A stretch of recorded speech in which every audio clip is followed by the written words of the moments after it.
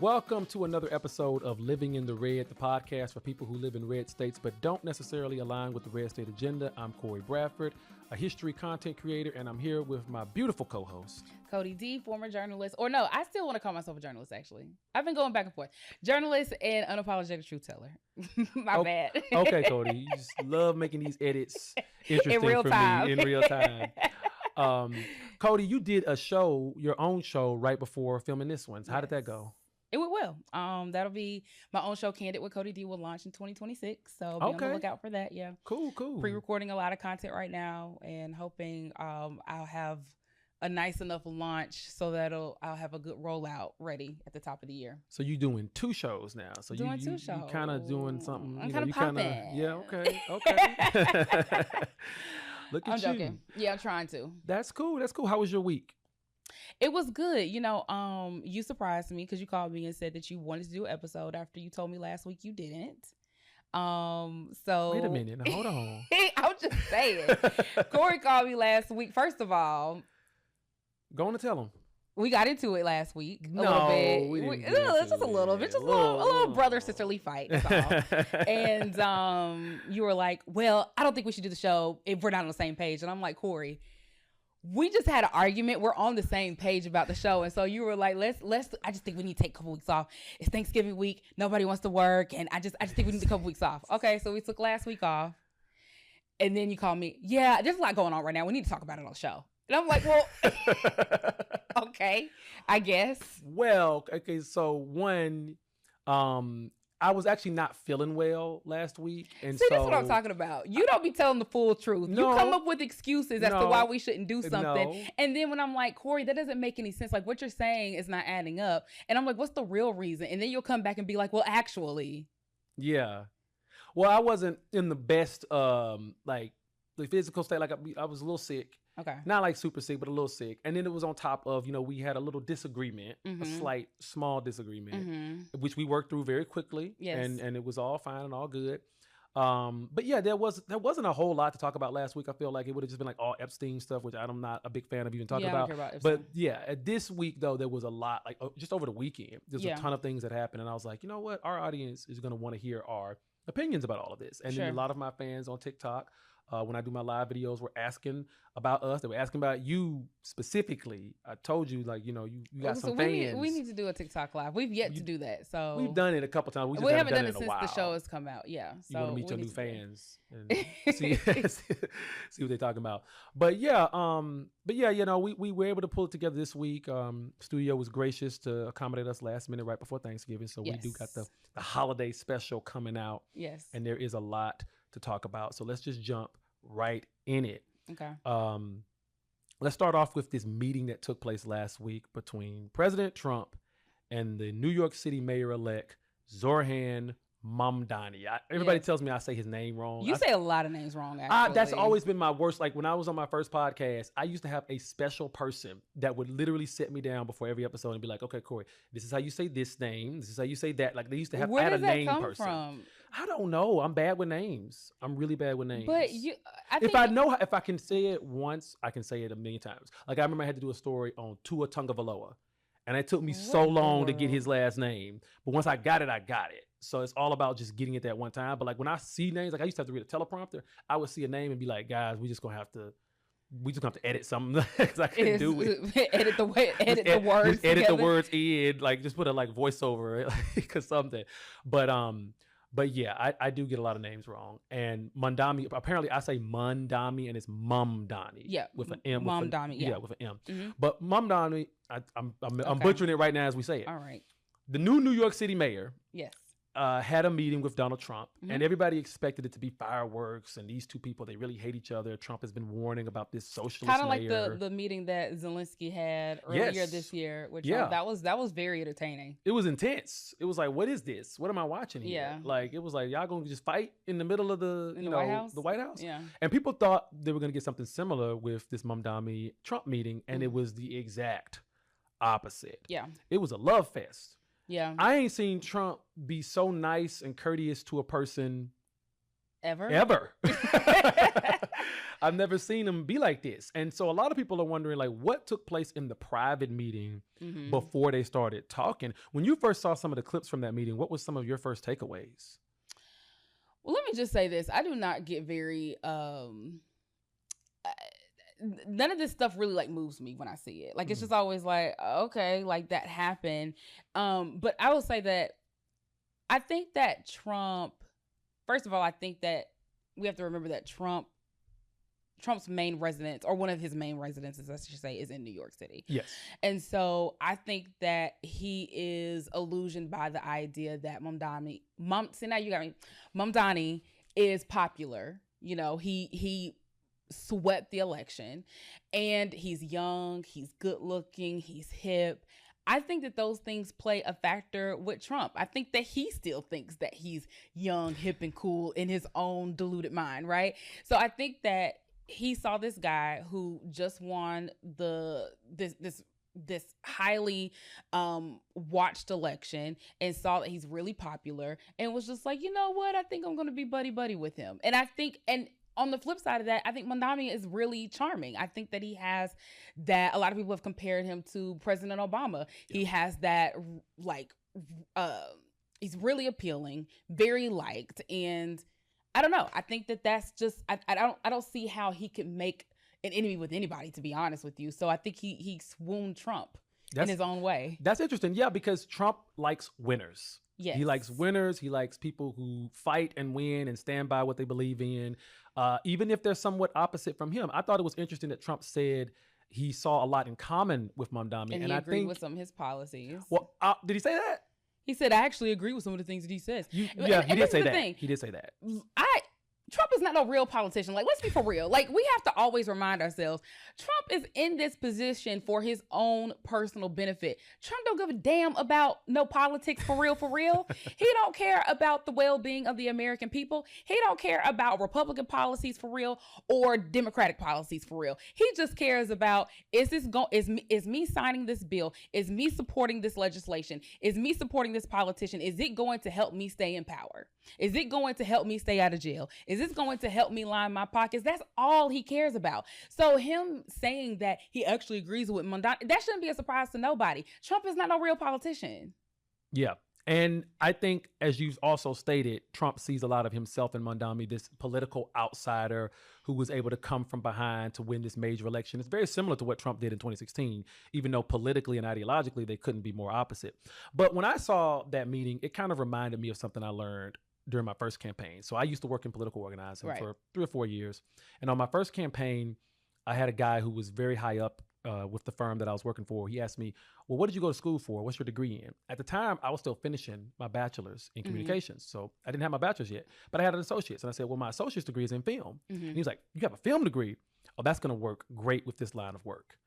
And I was like, what does that mean? Yeah, at first I was like, what does that mean? But I later learned that he wasn't necessarily saying that, oh, everything is staged in politics and that it's all fake, even though a lot of it is. That's not really what he was saying. He was saying that in politics, it's all about the narrative, very similar to making a movie. It's about a narrative, creating a narrative, developing it, and selling it to the American people. And it's all about optics, appearances, and there's a lot of theatrics in that. Yeah. And I think both Trump and Mamdani are trying to kind of sell us on a narrative. Sure. A narrative that they themselves as individuals are the more charming individual. And I feel like, both sides is trying to compare who actually won this meeting. You got the right saying, oh yeah, Trump won because he got Why Mamdani does it even have to be that? Why does it even have to be a competition of who won the meeting? Well, it's always going to be a competition with the left and the right. Stupid though. Like if we actually, if politicians actually care about the betterment of the American people, can we just stop figuring out who won what all the time and just being like, oh, well, these people who are on opposite sides of the aisle actually agreed and had a contentious free meeting and were able to agree on things. And that is progress for us all. Why can't it just be that? Because you're assuming we're talking about adults and mature people with integrity, and we're not. We're talking about politicians in America. Right. So but no, I agree 100%. It should be that. It should be that, definitely. But yeah, and then, you got some people saying that maybe we were all sold a false bill of goods, that maybe Trump and Mamdani, neither one of them really are as extreme as they come off. And they got in that meeting and was just like, yo, bro, You know what we doing here, man. We selling a show. This is a show. We got to remember, Trump comes from reality TV. That's true, but he comes from the media. I just also don't think it's that deep either. I mean, I hear what you're saying. I just don't think that they are that calculated. I don't think Trump is that calculated. Oh, I think he is. I think people don't give Trump enough credit for how calculating he is. I think people assume just because he is, like, he doesn't know a lot about, like, policy and, like, the actual government, his actual job. But he does. Like, he don't know a lot about that. But he does know how to manipulate the media and manipulate people in general and create certain narratives. He's very good at that. He's very good at that. Yeah. Well, I will say this.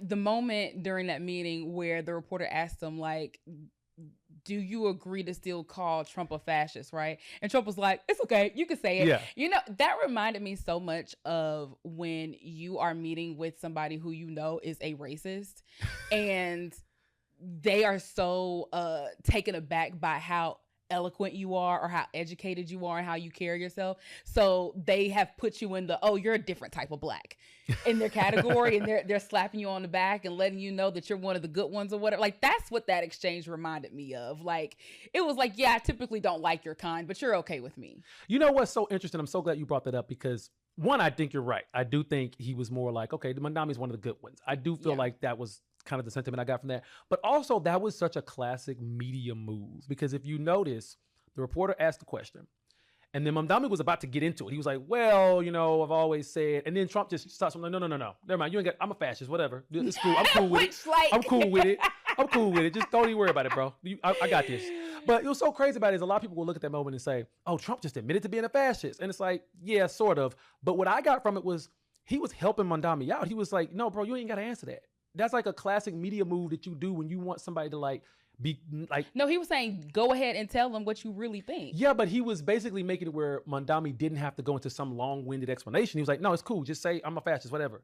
Like he was helping Mamdani out by making it where Mamdani didn't have to actually say it. Trump was like, I'll say it for you. That's a classic media move in which you saw Trump helping Mamdani out in a way that he does not help people. If he wanted to mock him. But when you say it's a classic media move, like in what way does that benefit Mamdani? Okay, good question. Because if he wanted to, like, because a lot of people are saying that, oh, he was mocking Mamdani and he was kind of like using sarcasm. If he was really doing that, he wouldn't have helped Mamdani in that moment. He would have let him answer the question and it would have been this awkward moment. Instead, he shut the question down and was like, you ain't got to answer that. I'm a fascist, whatever. I'll take care of that for you. He was helping him out because now Mamdani doesn't have to actually say it. He can just sit there and be like, oh, well, there you go. That's what I'm saying. It's kind of like he helped him. But if I recall correctly, he did say, yeah, I mean, I do think he agreed with it, but he didn't like actually physically say the words, he's a fascist. He just was like, well, okay, yeah, I feel the same way. He basically just said, you know, he didn't actually say to his face, you're a fascist. If I'm not mistaken, we can go back and look at the video. No, I think that's accurate. And I feel like that's Trump giving him sort of a lifeline, being like, you know what, I got this. And that's, like I said, it's a media move. Because we do that sometimes on this show. Like one time, like we'll get stuck on something and the other person will help the other person out. I'm telling you, that's a media move. That really shows that Trump was being genuine in his like for Mamdani. That's what I got from it. I didn't view it that way. But that's an interesting point. Yeah. But you didn't view it that way. No, I just view it as like Trump being swooned by this man and just being like, yeah, I'm fascist, yeah. He was just in it. He was feeling the vibes of the situation, basically. Yeah. It's to me, if anything, it was just more comical because it's just like your party is literally putting policy in place to try to punish people who call other politicians fascists. Yeah. And here you are in the White House, in the Oval Office, saying openly embracing it. Yeah, I'm a fascist. Yeah. Next question. Yeah. Like yeah. But you also gotta wonder, did Mamdani give anything up before, like in the private meeting? Because I think Trump's biggest thing when it comes to like city leaders is deportation cooperation. He wants you to help him with this deportation stuff. And maybe Mamdani said, you know what, if you let me do all my policies, all my, you know, free bus fare, free childcare, you let me do what I want to do, I'll help you with that. And Trump was like, bet. You know, because they asked Trump over the weekend, are you going to send the National Guard to New York City? And he was like, they don't need it right now. Even though New York City got more immigrants than any place on earth. It. Well, of course, the city that needs the National Guard. Nobody needs it. But the fact that he said that shows that he ain't really going to target New York the way all these conservatives thought he was. Right. So I think, you know, you never know. Mamdani might have made a little deal with the devil in there. You never know. He might have been like, yo, bro, you know. Maybe. And you know what? If that's what he has to do for his city, I'm not mad at it. I'm not mad at politicians having backroom conversations with Trump if it means protecting the citizens of their city.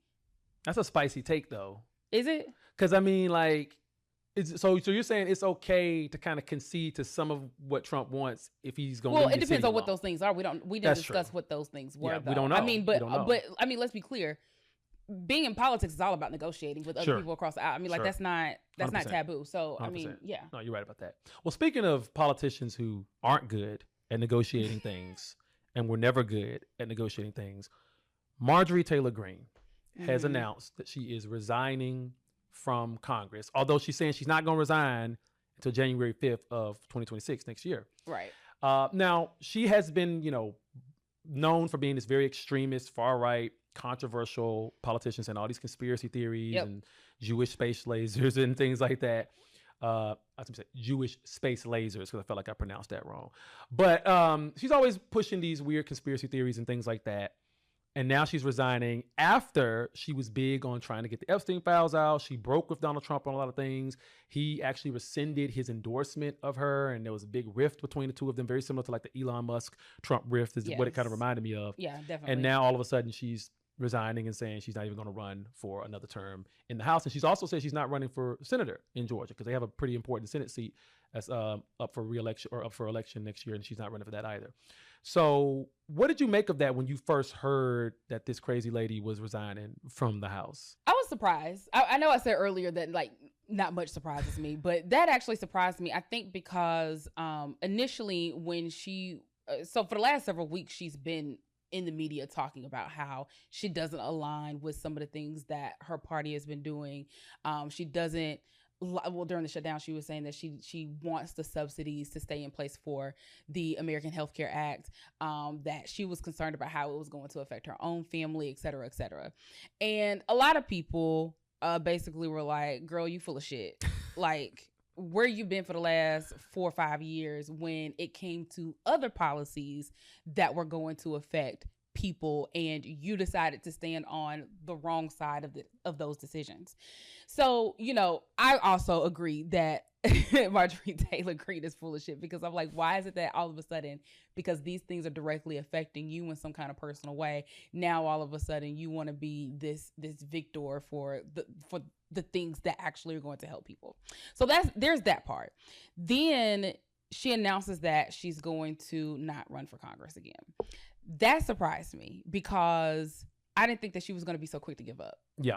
I thought that she was going to put up a little bit of a fight, but I think that she understood that her whole identity was wrapped in Trump, that she knew there was no way that she could run for re-election and win, because we know, and we've seen it all across the country, if Trump does not endorse, well, I mean, we've seen some of that change more recently in this last swing of elections, but we've seen historically over the years that if Trump does not endorse you, that you're probably going to have a harder time winning the election. And because she has made the terrible decision to advocate so much for Trump over the last 5, 6 years, that there's no way that she could actually keep her seat if her identity is not still attached to him.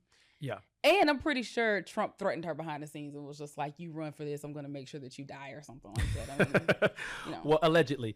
But, I do think, yes, there were a lot of rumors about her possibly getting threats over the Epstein files, because she was really one of the big people that wanted to push that out. And then, of course, this big break with Trump. Yeah, I mean, she could have gotten threatened. But also, I think it's highly convenient when she's actually resigned. First of all, it's one thing to say you're not going to run for another term. Okay, I can understand that. But why are you resigning in the middle of your term? Like, her term wasn't up until January of 2027. So why are you resigning in the middle of your term? That was also the part that surprised me as well, was the fact that she was resigning so early. Like, why? Well, I think I know why. Okay. It's because the day she resigns... Oh, yeah, her pension. She's eligible for a lifetime congressional pension because she served 5 years in Congress. But that still, to me, that still doesn't... I mean, unless she's just, like, always been lazy and, like, really don't care to work, I still don't understand, like, why... Have you seen her track record in Congress? Actually, no. I mean, it's been pretty lazy and She not doesn't willing to vote? work. Well, it's not even that. Well, she votes, but she doesn't. She has not sponsored any major legislation. Okay. She doesn't do She anything. does bare minimum. Bare minimum. So yeah, bare so minimum she's a culture. what I would call a culture war politician. Yes. Okay. 100%. Okay. Her whole identity was wrapped into the culture war, fight the woke, MAGA. That was her whole identity, like you said. And yeah, maybe she wouldn't be able to win even a Republican nomination if that wasn't her identity anymore. However, the fact that you're going to resign in the middle of your term and you're doing it just when you conveniently can get this pension, You qualify for your pension. tells me that she's actually the most MAGA person possible, an ultimate grifter. Yeah. Like she ran the ultimate grift Yeah. at the expense of the American taxpayer. Well, and I think that's also part of the reason why I am surprised, because we know that there are so many people who hang on to their seats because they do not want to give up the benefits and the power that comes with working in Congress. So that's another reason why I'm just like, you would give all that up like a year early, girl. Like you don't want to still hang out and do. But I don't know. Again, that's why I also think that there maybe have been some behind the scenes threats being made, because it did seem kind of abrupt that you go from speaking out against your own party to announcing your resignation in like a month's time. Yeah. I mean, that's pretty quick. Pretty quick. Yeah. Yeah, I think it's a combination. I definitely think there were some threats involved, but she definitely said, I'm going to hang on to this stuff till I get that pension. Because she could have just resigned right now. Why didn't she just say, okay, I'm done right now? Yeah. Instead, she's going to wait another month or two It's a nice get that little money. pension too. I mean, $8,000, you obviously can't live off of that, but $8,000 on top Like of extra? Social Security, on top of, hopefully you've invested into a 401k over the years, your IRA. And then, the other thing is pensions are hard to come by. Yes. You don't get pensions are not offered at these companies anymore like they used to be. No. So, if you happen to have another pension from another company you worked at, you winning. Yeah. Yeah. I mean, like I'm thinking about running now. Because I think they get like $160 something thousand a year. Yeah, as roughly, a salary. As a salary. Okay, that's not a bad salary. That's a decent salary at all. That's a very decent salary. And then all I gotta do is work 5 years and I get a pension. Yeah. Most companies, if your company does have a pension, You most of the time minimum 10 years. 10 years at least, and a lot of them be like 15 or more, or something like that. All I gotta do is put in 5. What culture war can I sign up for? Well, maybe you can, Terry Sewell up for re-election next year. Maybe you can go ahead. Is she actually running again? I believe she is. Is she not? I don't want to say anything incorrect. So, I would assume. Why give that up? Well, I have theories that I don't you want to got say. some theories, and some. See, you be knowing people though. So you big in. Cody don't like to say this, but she big in like Birmingham politics. She knows some background stuff. She don't like to say nothing. I just have on sources. The record, because she don't want to. Okay, you know some stuff. Okay, I'm gonna let you hold on to that because we'll get into our Alabama stuff. We'll get into that. Mm-hmm. But yeah, I think Marjorie Taylor Greene is the absolute worst type of individual. I think she is a parasite who used her position to enrich herself, and now she's gonna ride off in the sunset with that pension, having done net negative. I mean, I feel like you're putting a lot of weight on this States. pension though, because if she's gonna go back to Georgia and do what? Absolutely nothing. Yeah. I don't think she's ever gonna run for anything again. That's what I'm saying. That's what I'm saying. Like, girl, you gave up $160,000 to go back to Georgia and just. Well, I mean, once you've been in Congress, it's very easy to get like a lobbyist job. You can a do possible some book deal. Book deal. Oh yeah, she's gonna write a book. Deal. Yeah. She's gonna write a book. Podcast. Marjorie. Oh God. The book. I guess we're not gonna be done seeing her. Yeah. No. Podcast. Absolutely. Her and Tucker Carlson. Just. Oh gonna my be, God. Her and Megyn Kelly. Oh no, that's even worse. Megyn R. Kelly. Because at least Tucker Carlson has kind of been, pushing the needle a little bit with some of his guests, a little bit. I don't want to give him too much credit, but he platforming straight up Nazis. Well, so right. I just know like the interview he did with Ted Cruz, I was actually impressed. Yeah, no, that was a good interview. But since then, he's gone even further to the right extreme. Yeah, he's been like that his whole career. He's always one minute he'll say something, you're like, wait a minute, you actually make sense, and then he'll just go back to some crazy nonsense 2 seconds later. Well, that's Tucker we don't Carlson. have to include this in the show, but I'll just say I was listening to her interview with God, I do not remember her name. She's on Shark Tank, but she has a career being an editor at I think New York Magazine, and Tucker Carlson was on her staff, and she was just saying how surprised she was that he has turned his career to the way that he has, because she was just saying he was one of the best writers she's ever seen. And she was just surprised that he would go so far right on Fox News and all that. But anyway, that surprised me that she said that about him. Yeah, he did that for money. Well, he used to work for CNN back in the day and MSNBC at one point. He worked for all of them. And then when he went to Fox is when he was always known as being pretty conservative, but when he went to Fox, that's when he went off the deep end and got into like I just want a lot of the people who decide to do right-wing media content to admit that they are doing it because that's where the big bucks are. I mean, they're not gonna the big do bucks, that, but of course, that's what but they're I'm just doing. saying, if the big bucks existed with leftist media stuff, I don't even like saying leftist. I don't feel right, but I mean, that's where you would probably see Tucker Carlson on the left and stuff like that. I mean, there's all sorts of articles out there about how liberals and the left have not figured out a way to properly monetize that side of the media. So anyway. It's hard to monetize empathy and caring about people and doing the right thing for people that maybe you don't even belong to that group, but you still care about what happens to them. That's difficult to monetize. Like selflessness, very difficult to make money off of. So it is what it is. But I will say this, the Trump administration has not been doing so great this week when it comes to legal cases. There was a major case, two actual major cases for the Trump administration were thrown out. So former FBI Director James Comey and New York's Attorney General Letitia James have both had their cases that the Trump administration filed against them completely thrown out of court. And basically what Trump was doing with these cases was he was seeking political retribution, right? He was going after Comey because Comey led an investigation into Trump, and he was going after Letitia James because she successfully prosecuted Trump. I think it was a lawsuit that she successfully won against Trump and his Trump organization. And I think they, got, he had to pay like millions of dollars, of which I don't think he's even paid most of. But she won. She beat Trump. And if there's one thing we talked earlier about Trump liking winners. He likes winners unless you beat him. Right. Then he hates you for life. Right. Like you see how he talks about Biden every chance he gets. Yeah. So he gets the U.S. attorney out of, I think, Eastern Virginia to file these really ridiculous charges against Comey and Letitia James. I think Letitia James was like mortgage fraud or something like that. With Comey, it was like perjury. He lied during some testimony to Congress. Mostly nonsense, right? It's such nonsense that no U.S. attorney really wants to take up these cases because there's nothing there. So the U.S. attorney that he's pressuring to do it, who was a temporary U.S. attorney, they resign because they can't make these cases. So he appoints another temporary U.S. attorney. I think her name was Lindsay Halligan. I may get that name wrong. Something like that. Lindsay something. And she's a U.S. attorney that he appoints. She's not approved by Congress. U.S. attorneys are supposed to be approved by Congress. She's not approved by Congress. She's in this temporary position. And she files these cases. And the cases are so weak, they do get a grand jury indictment. But the grand jury indicts the Comey case on a document that's different from what they filed against him. So it's literally like you're tricking the grand jury, and they're not even indicting. How does that even work? How do you indict somebody on a case that's not even filed? Well, the case was filed, but the language that they filed in the original document was slightly different from the language that the grand jury actually indicted Comey on, which they claim was a technicality, but actually, like, that's a pretty big technicality. Like, that's the words of the actual case. That's your whole thing. So the judge is looking at all these different, facts, and basically throws the case out, both cases out, but doesn't throw them out based off of all those technicalities, throws them out based on the fact that this woman was only appointed to this position to try these cases. Mm-hmm. And that essentially what the judge is saying is like, you just can't put fake lawyers, which, I mean, she has a law degree, but you just can't put, people into the U.S. attorney position that aren't approved by Congress to do your bidding.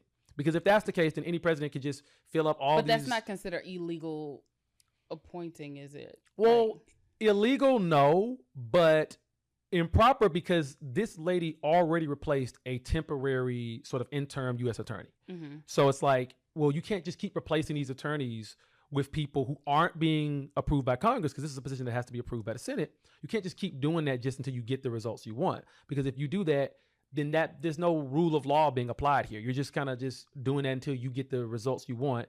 And that's not, that shouldn't be the way that the cases work, basically. Okay. And so the cases were tossed out, and they were tossed out without prejudice, which basically means they can be refiled. Mm-hmm. So they're not completely out of the woods. But basically, this is a huge blow to the Trump administration because essentially these two cases were rejected. And it's basically the legal system saying, Trump, you just can't use the Justice Department as your personal, vendetta machine. Right, exactly. And I'm also curious that once another judge does pick this up, how likely is this going to win in Trump's favor in the state of New York?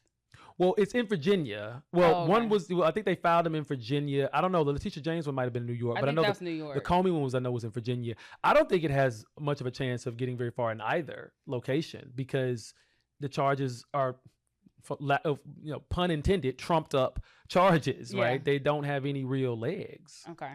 So I will say this, that I feel like right now, I question if people who have voted and supported Trump or are MAGA, if they are realizing that a lot of the things that are happening right now are unsustainable. Oh, yeah.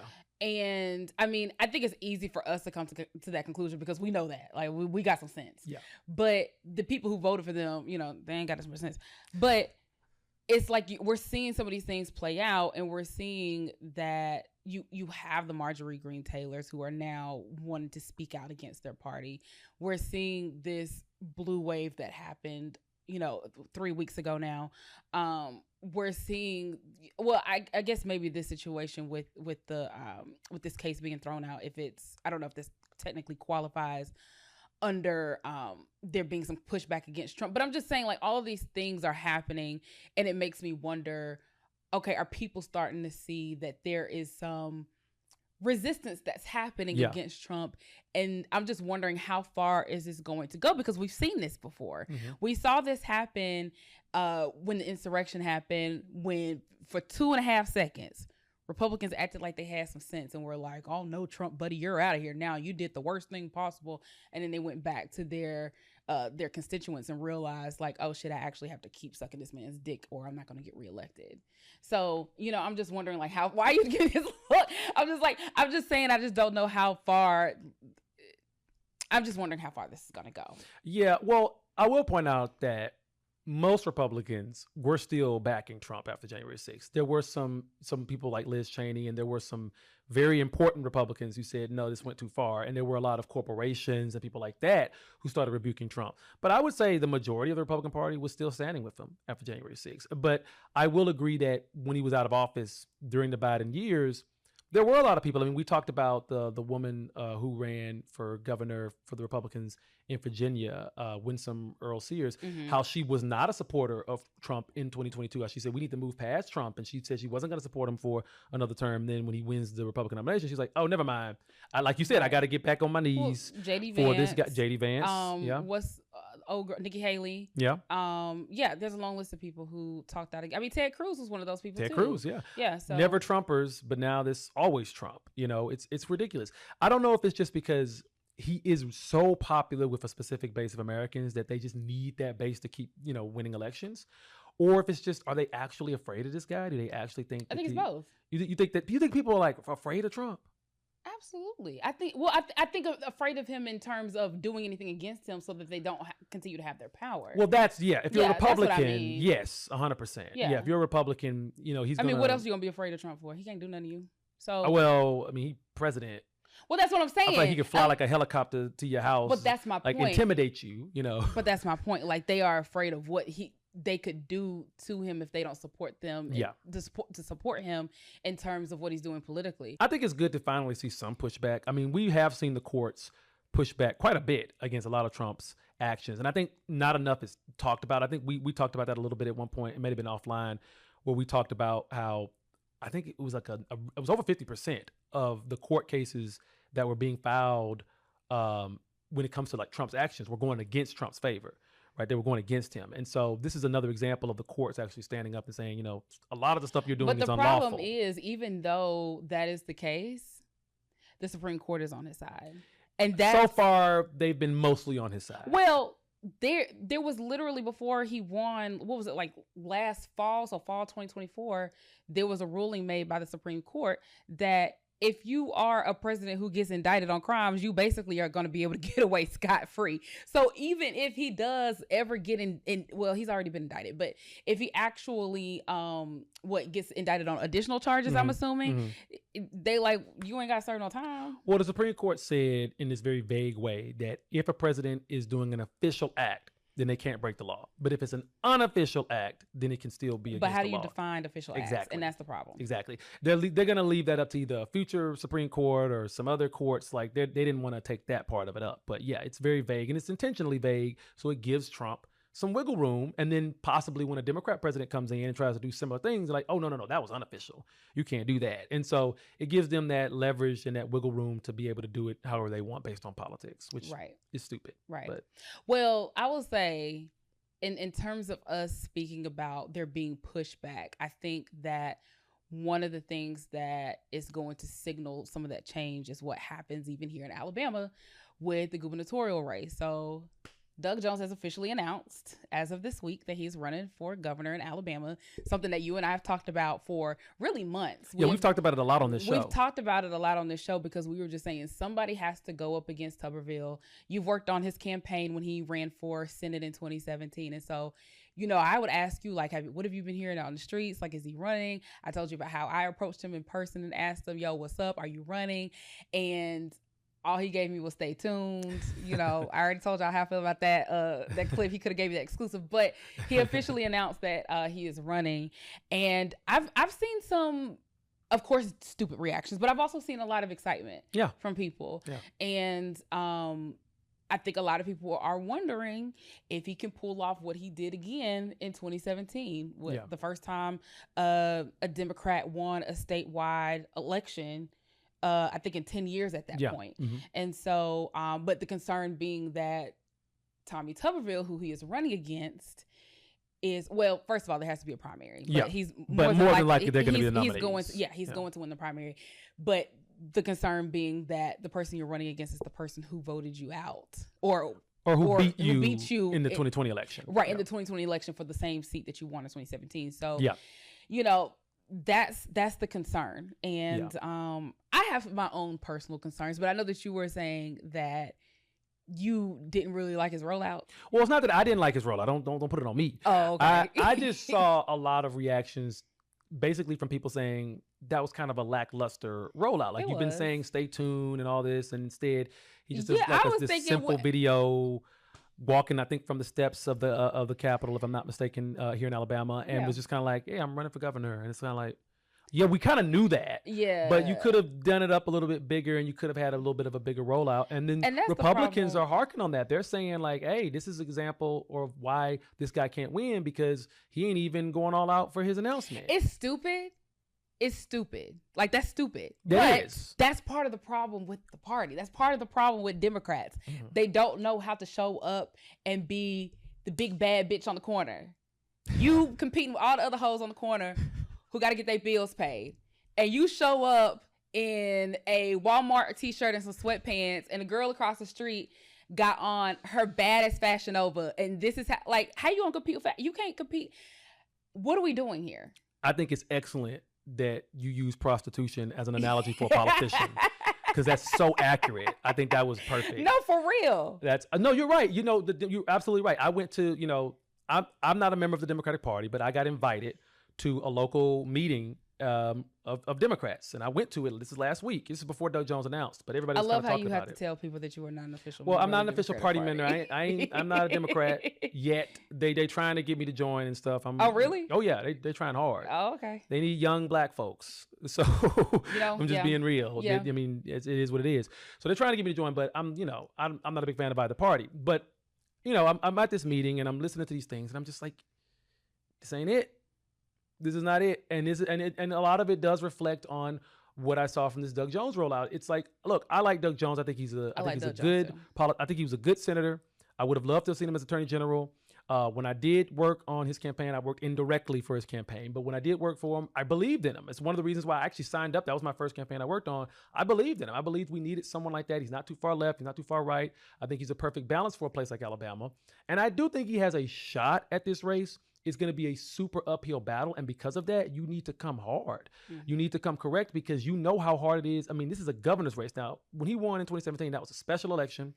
And he ran against one of the biggest predators Alabama's ever seen in Roy Moore. The scandal kind of worked in his favor. Yes. The Washington Post, when they released that stuff about Roy Moore, which that was an open secret in Alabama. I mean, Roy Moore used to be a DA in Gaston, which is not too far from me. Mm. And we used to hear rumors about him all the time. Oh, wow. Oh, yeah. He used to go to the mall in Gaston and hit on 14-year-olds when he was the DA. Oh, my God. He was in his 30s, almost 40s doing that. He got banned from the mall in Gaston for doing that. when he was the DA. And like late 80s, early 90s. How many years later for all this information to come out? Well over 20 years later. Crazy. Yeah, it's insane. But when it came out, it was a surprise to no one. And the women, you have to believe them because there's been years of this evidence about this guy. And so, yeah, of course, Doug Jones benefited from that. I don't know if he's going to benefit from Tommy Tuberville, as stupid as he is, as ridiculous as he is. Stupid. He doesn't really have any crazy scandals like that.